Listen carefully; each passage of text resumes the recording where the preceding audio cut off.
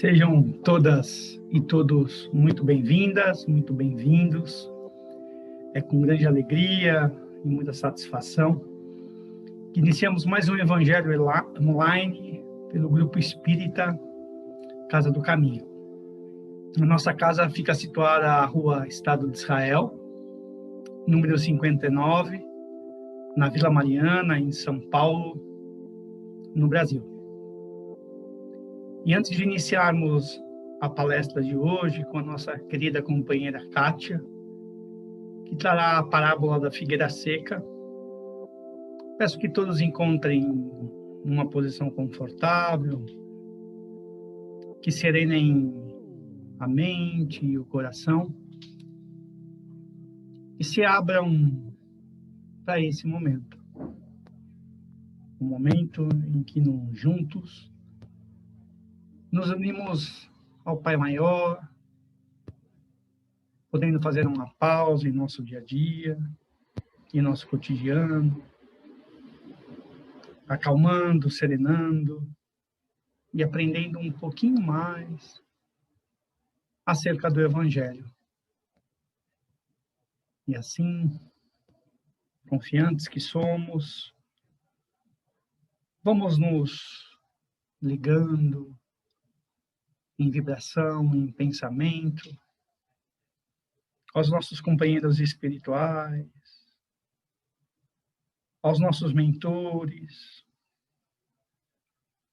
fazendo uma referência especial a Itaporã, o mentor maior de nossa casa, que conduz espiritualmente os trabalhos, dando-nos a proteção, guiando-nos, elevando as nossas vibrações, a cada trabalho abençoado feito por nossa casa. E com ele, vamos também nos elevando até o nosso querido irmão Jesus, que vem ao nosso encontro, acolhendo-nos em seus braços, dando-nos aquilo que necessitamos, dando-nos a sustentação, pedindo também essa mesma sustentação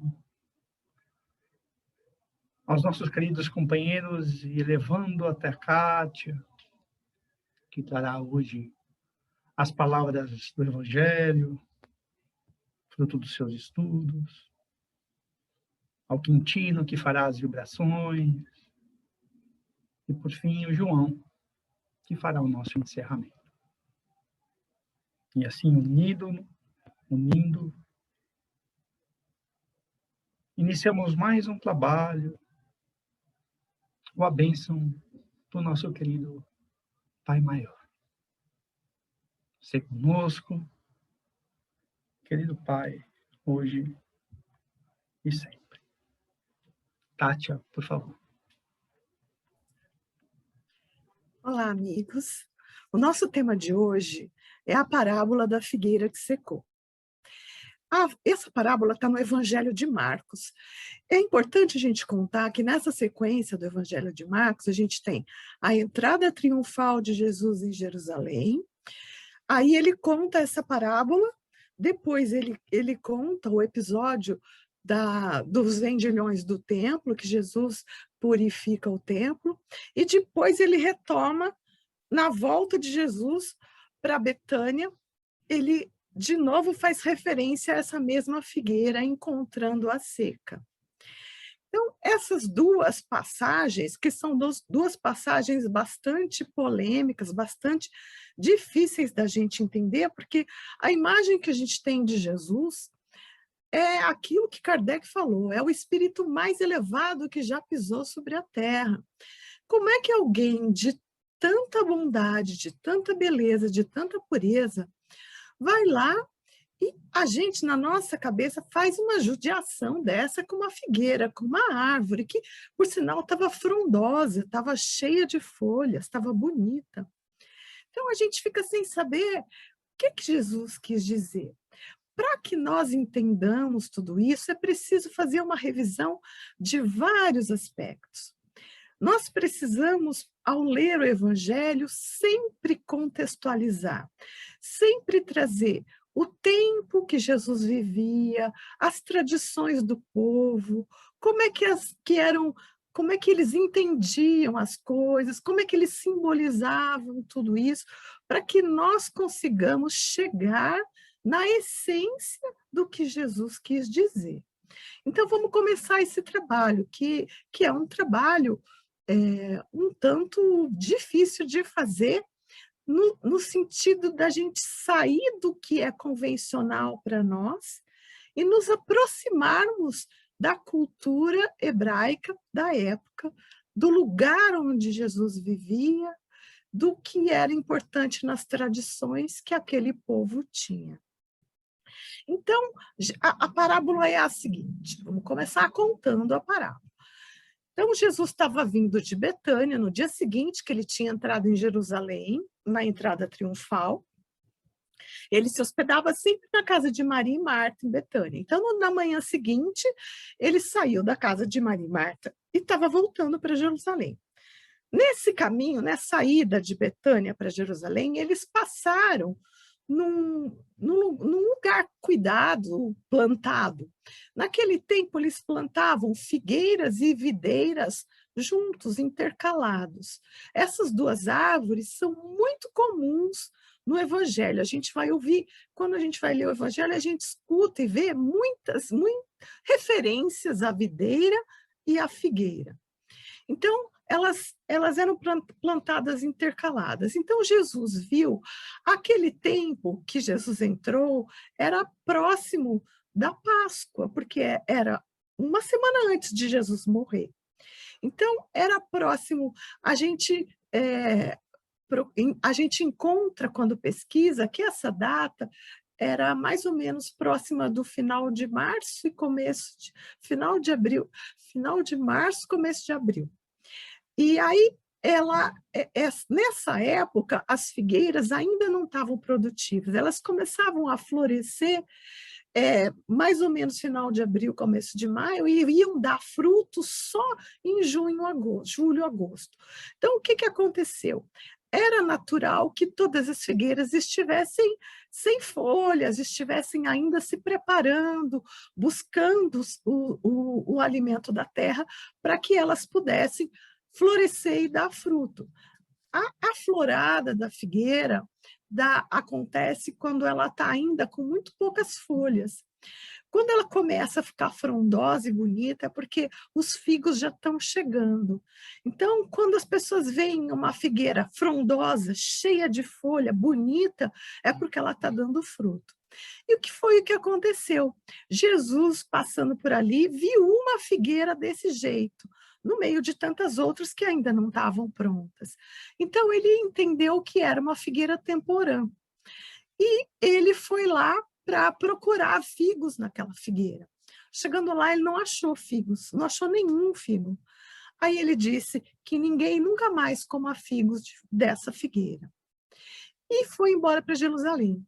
Depois do dia passado em que ele entra no templo, purifica, que ele tinha o comércio todo feito no templo, ele tem aquelas atitudes mais um tanto diferentes daquela calmaria que ele era. Enfim, aí ele volta no fim do dia para Betânia para se hospedar novamente na casa de Marta e Maria. Na volta, Pedro repara que aquela figueira está totalmente seca, desde a raiz até a última folha. E aí ele faz essa anotação. Fala, olha, mestre, a figueira que você amaldiçoou está seca. E aí, a lição de hoje vai até aí. Na sequência, Jesus fala um pouco da fé, aquela famosa frase de Jesus, que se nós soubéssemos o que a gente podia fazer, e a gente podia transportar uma montanha de lá para cá. Assim que termina essa passagem. A passagem que nos cabe falar hoje é apenas a ida para Jerusalém, de Betânia a Jerusalém, o encontro da figueira e a volta em que a figueira é percebida totalmente seca. Vamos tentar entender, então, algumas coisas importantes para que a essência desse ensinamento de Jesus, porque tudo que Jesus fez aqui tinha uma razão, era um ensinamento. Na cultura hebraica, a tradição ela era oral. Então, eles não escreviam nada, eles tinham só a Torá, o Velho Testamento que eles seguiam escrito. Mas tudo era ensinado tanto para os jovens quanto qualquer tipo de ensino, esse que Jesus fazia com os apóstolos, era todo feito oralmente.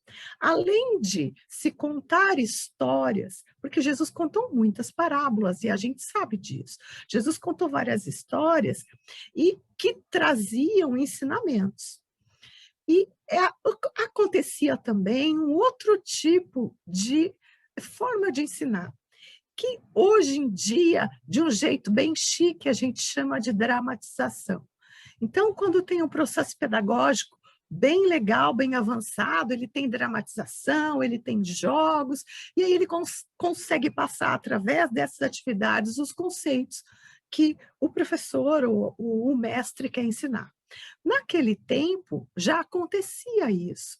Isso veio do Velho Testamento lá para trás. Os profetas faziam várias vezes isso, tem várias passagens com Isaías, com Jeremias, em que eles usam esse artifício da dramatização, que hoje a gente chama de dramatização, mas para eles era chamada de parábola de ação. Ou seja, eu exemplifico aquilo que eu quero ensinar fazendo alguma coisa, eu ensino através de uma ação.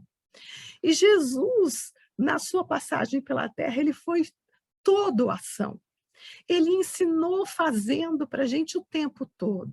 Ensinou o amor, ensinou a bondade, ensinou o exercício mediúnico, sempre agindo, fazendo. Então, essa parábola de ação, ou ação simbólica, como ela é chamada, consistia nessa dramatização. Então, o que foi que Jesus fez? Na fala de Marcos, diz que Jesus tinha fome e foi procurar um figo. A gente acha que aquela hora da manhã, tendo saído da casa de Marta, não era muito comum que Jesus tivesse fome. E, simbolicamente, a gente vai encontrar a fome de Jesus descrita no Evangelho de João, na passagem da Samaritana, quando os apóstolos chegam com alimentos e encontram ele conversando à beira do poço com a samaritana.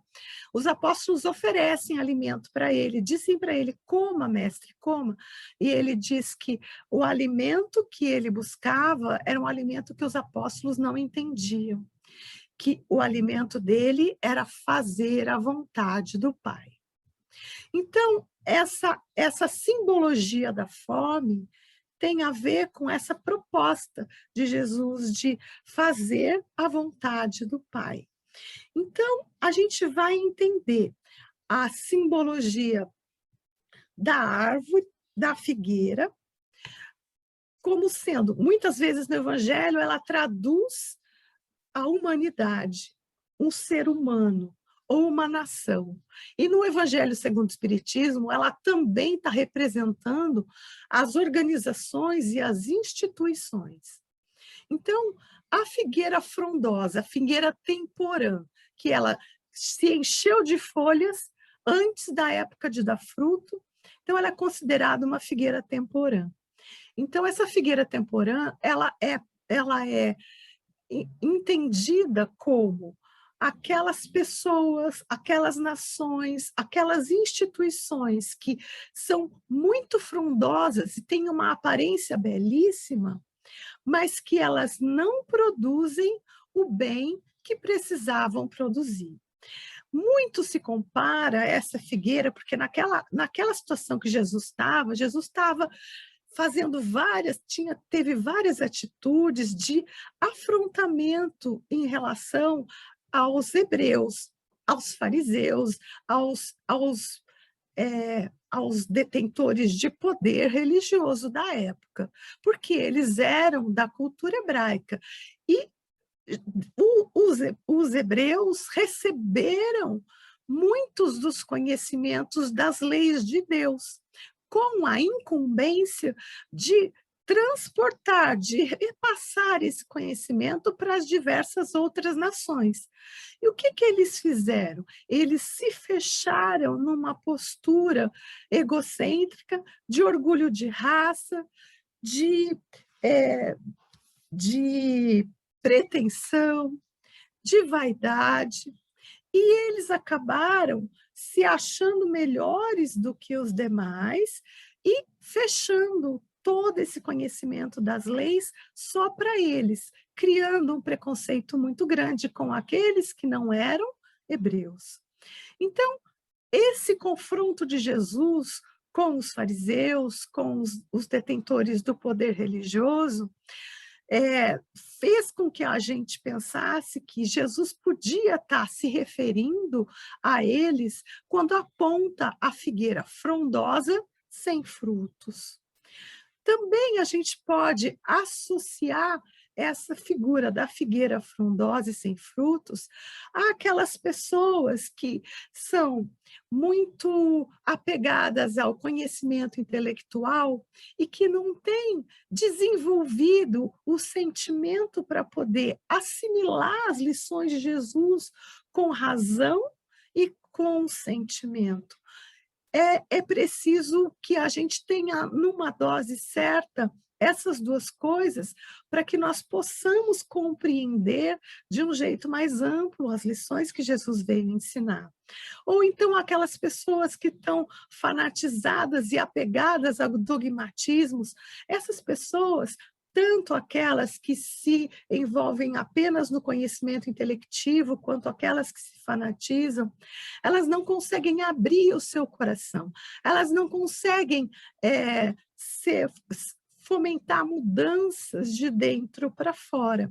E quando nós não fomentamos essas mudanças, quando nós não abrimos os nossos canais de sentimento e de emoção, a gente se mantém cristalizado e a lição de Jesus não entra em nós. Qual é o fruto que Jesus espera? Tanto das pessoas, quanto das nações, quanto das instituições. O fruto que Jesus espera são as virtudes, as boas obras, os bons sentimentos, o autoconhecimento. Todos esses frutos são aquilo que Jesus vai buscar. Jesus continua trabalhando até hoje, continua indo de figueira em figueira para buscar os frutos.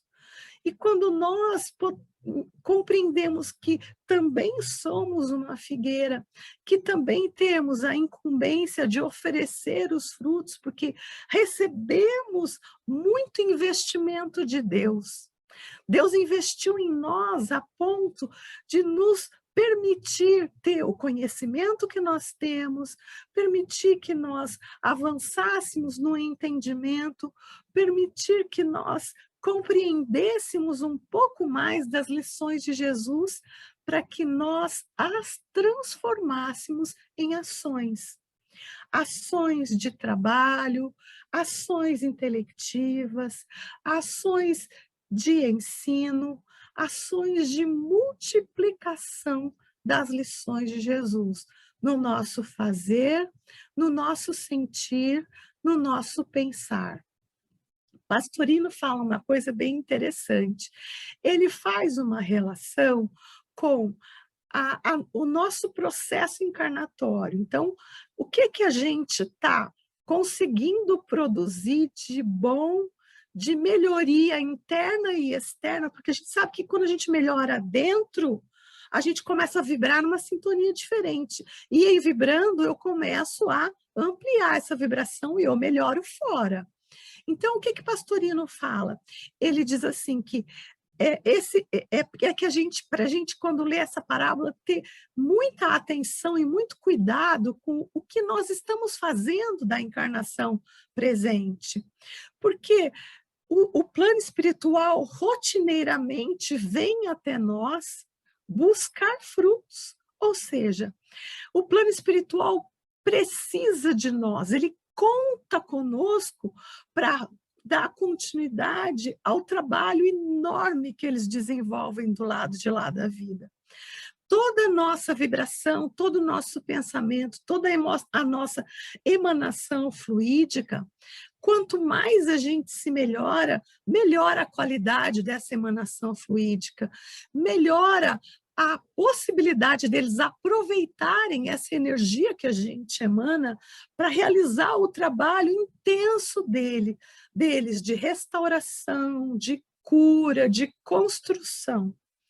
Então, o Pastorino nos lembra de reavaliarmos constantemente o que estamos fazendo dessa encarnação. E sempre que nos pegarmos numa situação de ira, de raiva, de revolta, de sentimento de vingança e por aí afora, a gente retomar esse caminho interior, a gente retomar esse contato com o que nós podemos entender da situação que estamos vivendo, porque todas as situações que vivemos no nosso cotidiano, todas elas, são chamadas de Jesus para que nós desenvolvamos virtudes. São Jesus nos visitando para ver que frutos nós estamos oferecendo. E os frutos que nós estamos oferecendo não precisam ser obras grandiosas como a de Chico Xavier.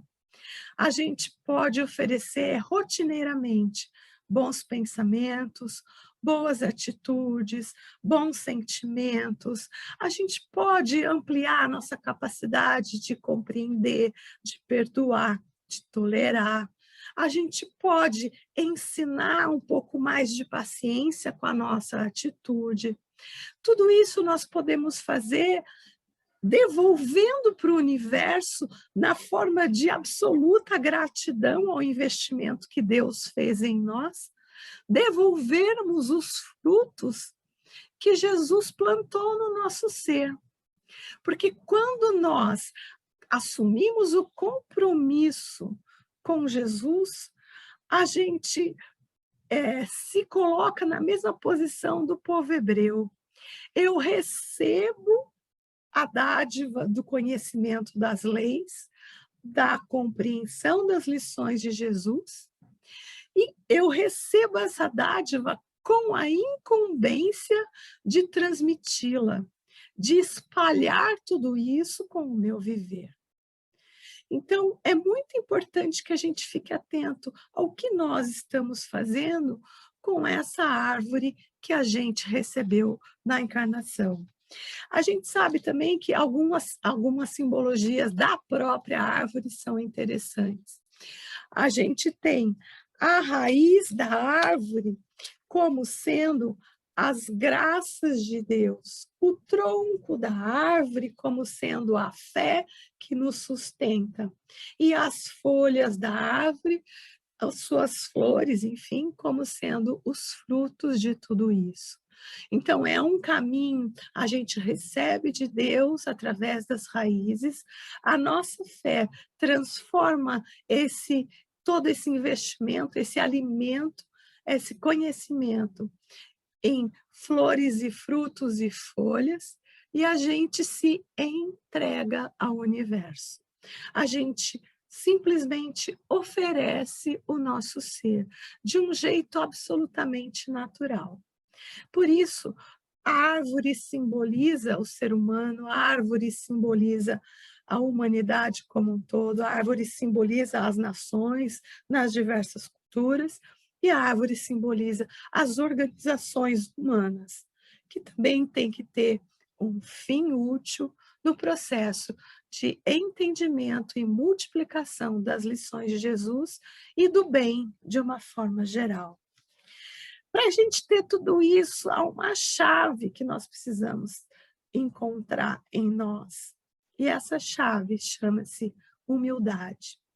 Para que nós tenhamos fé e para que nós possamos aceitar a dádiva divina e transformá-la em muitas outras dádivas, eu preciso ter humildade. Eu preciso ter humildade de aceitar cada dia como um novo aprendizado, de nunca entender que eu estou pronta, de sempre compreender que eu estou me fazendo e que Jesus me alimenta para que eu a cada dia floresça um tanto mais. Tem uma frase de Khalil Gibran que eu vou fazer uma cola do Arthur, mas ele diz assim, a fala é do Khalil Gibran, ele diz assim: as flores desabrocham para continuar a viver, porque reter é perecer. Essa é a necessidade que a gente tem de o tempo todo transformar o investimento de Deus em ação, porque é assim que ele pede a nossa colaboração como co-criadores do universo.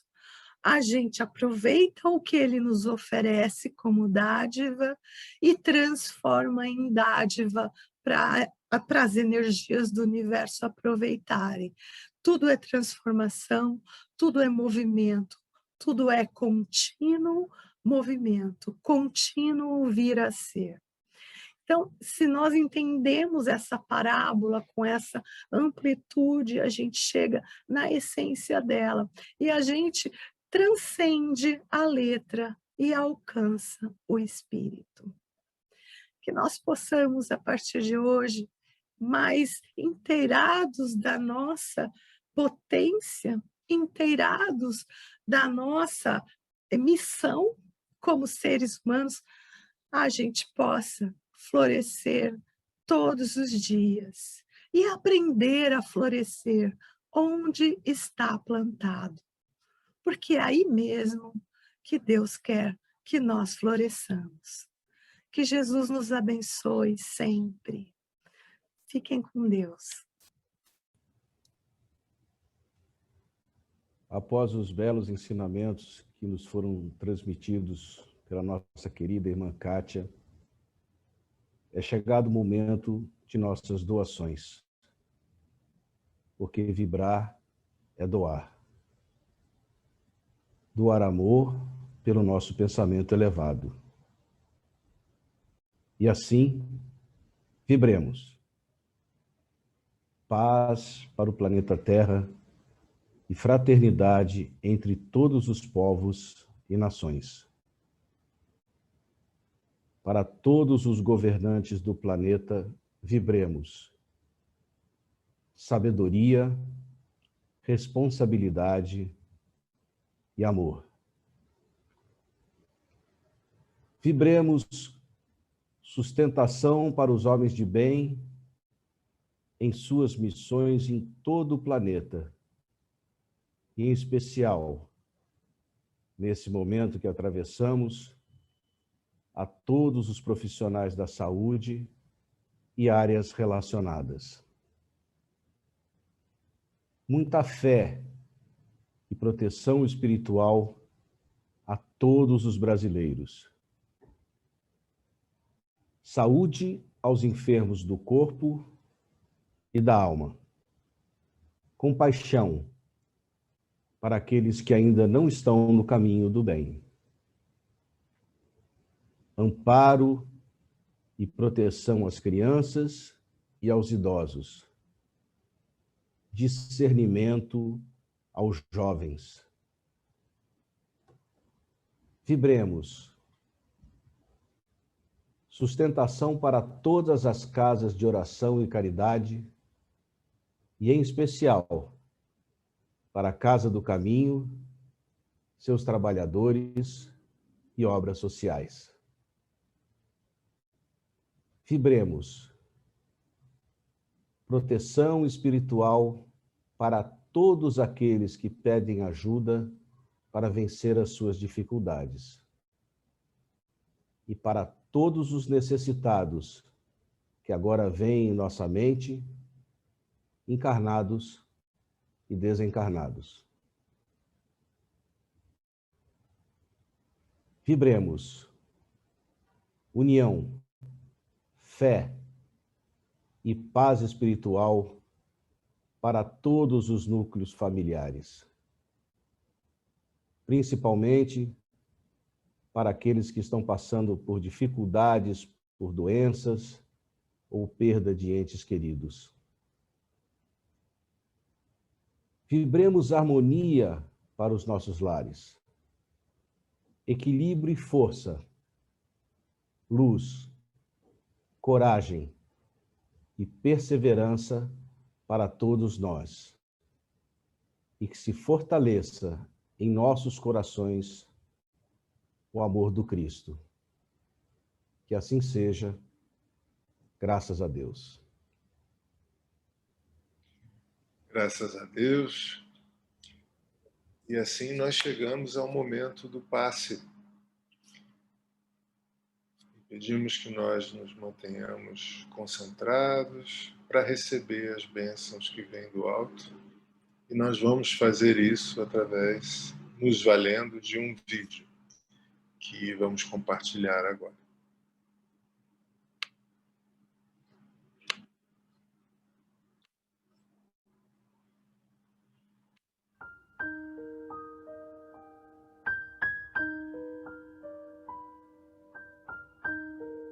Vamos nos preparar para o passe espiritual.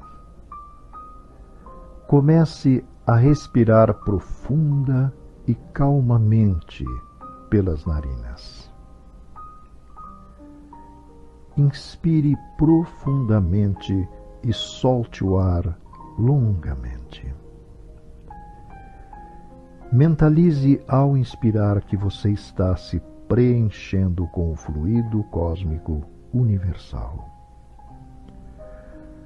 Quando soltar o ar longamente, mentalize que todas as suas tensões e preocupações estão se dissolvendo. Continue. Inspire profundamente e solte o ar longamente. Inspire profundamente e solte o ar longamente. Inspire profundamente e solte o ar longamente. Agora que já fizemos a harmonização física e emocional, vamos fazer a prece para nos ligarmos ao nosso Mestre amado. Jesus, nosso Divino Mestre, sê conosco neste momento, envolva-nos em seu amor e nos leve até o Pai através da prece que nos ensinou. Pai nosso que estais no céu, santificado seja o vosso nome. Venha a nós o vosso reino. Seja feita a vossa vontade, assim na terra como no céu. O pão nosso de cada dia, dai-nos hoje. Perdoai as nossas dívidas, assim como nós perdoamos os nossos devedores.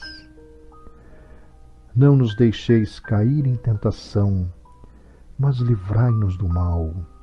Assim seja. Agora, mentalize a figura de Jesus à sua frente e sinta seu doce e meigo envolvimento. Sinta que neste momento ele derrama suas bênçãos sobre você, deixando-o limpo e renovado. Sinta o bem-estar que essa limpeza proporciona. Na presença de Jesus, sinta a energia divina, penetrando do alto de sua cabeça e se espalhando por todo o seu ser. Sinta-o envolvendo você em paz, harmonia, amor, fortalecendo sua fé, sua coragem, sua ligação com seu mentor e com a espiritualidade superior. Sinta o convite de Jesus para adentrar o templo de Deus vivo que existe em você, inspirando-o a ter pensamentos positivos, alegria de viver, calma, serenidade, lucidez, ânimo sereno, para aceitar-lhe a vontade sublime, colocando em prática seus ensinamentos. Respire profundamente, retornando e guardando em si as lições que estes momentos trouxeram. Muita paz.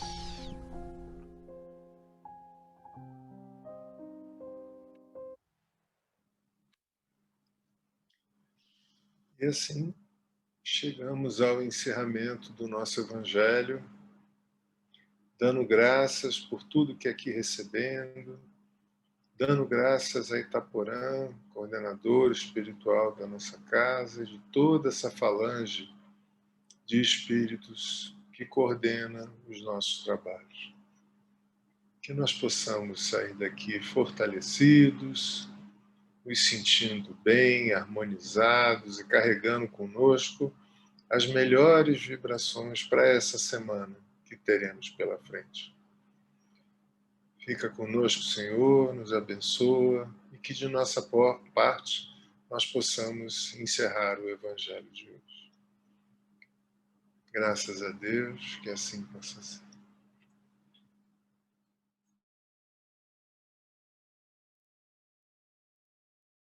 A Casa do Caminho sempre se preocupa com o bem-estar de seus irmãos. Há momentos que precisamos de amparo. Pensando nestes momentos e seguindo uma de nossas principais tarefas, que é acolher, a Casa do Caminho inicia a orientação online. Participar é fácil. Acesse www.casadocaminho.com.br. Clique no botão Orientação Online e em seguida no botão Agendar. Clique em Sem Preferência ou em qualquer um dos orientadores disponíveis. Escolha o dia e o horário e preencha o formulário com seus dados. Finalize clicando em Concordo com a política de privacidade e em seguida clique em Agendar. Pronto, agendamento realizado. No dia e horário marcado, o orientador entrará em contato com você. Conte com a gente. Agora é à distância, mas em pouco tempo será bem de perto.